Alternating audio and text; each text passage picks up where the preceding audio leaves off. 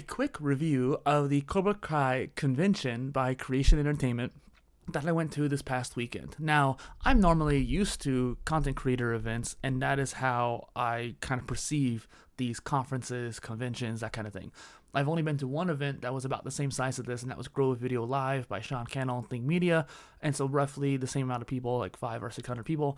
And maybe Grow Video Live was a little bit bigger, but it's the same style where there was one room, there was like basically one hallway. But I think that given the usage differences between the events, there is obviously different properties to each one. So like with content creator events, it's all about networking, and you have like these parties, and then you also have panels and keynotes.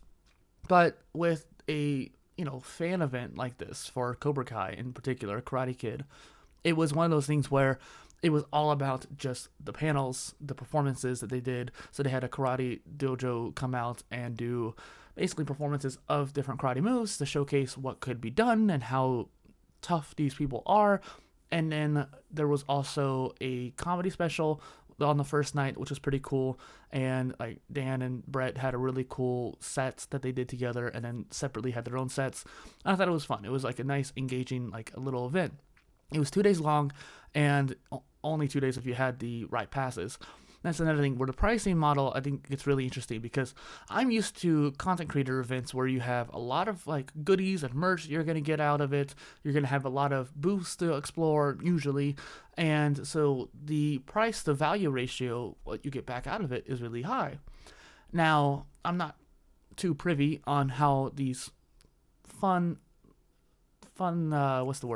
fan kind of events would be monetarily, because I think the badge that I had was roughly like $600. I had it because I was working, not because I paid for it. And so that was one of those things where if I had to pay for it, that would have been a lot of value putting into it. And that gave me 2 different days, so that is one thing. I think the silver, I had the gold badge, and I think the silver and bronze don't get to go to the second day.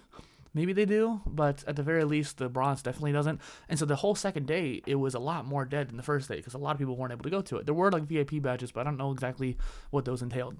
But like for a lot of people, they still paid a few $100s just to get in, and it was only for just the panels, really.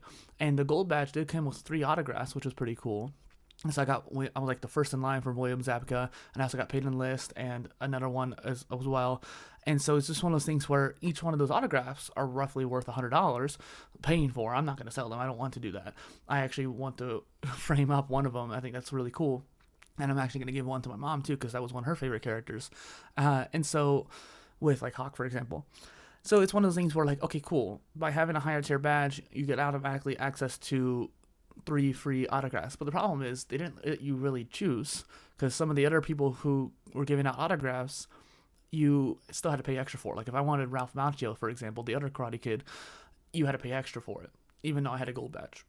And then there was other people too that I didn't know about that were in the hallway that I probably could have gotten. I don't think they would have came with my badge per se, but I don't know. And it's because they were all spread out and they were all at different times.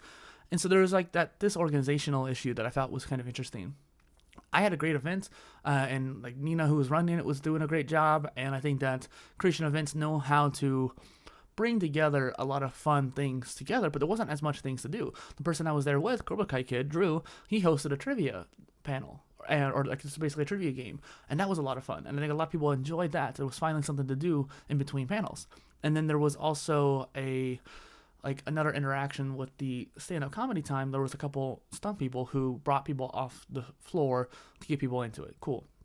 And so there was like a couple different, I think that was just a stunt performance in general, but the stunt performers had that interaction. The trivia had that interaction. But besides those 2 things, there was also a costume contest, but that was so, like, only a handful of people did it. And so, like, I think that could have been a little bit more pushed. Like, maybe people could have, like, hey, even if you're only partially dressed up, come join.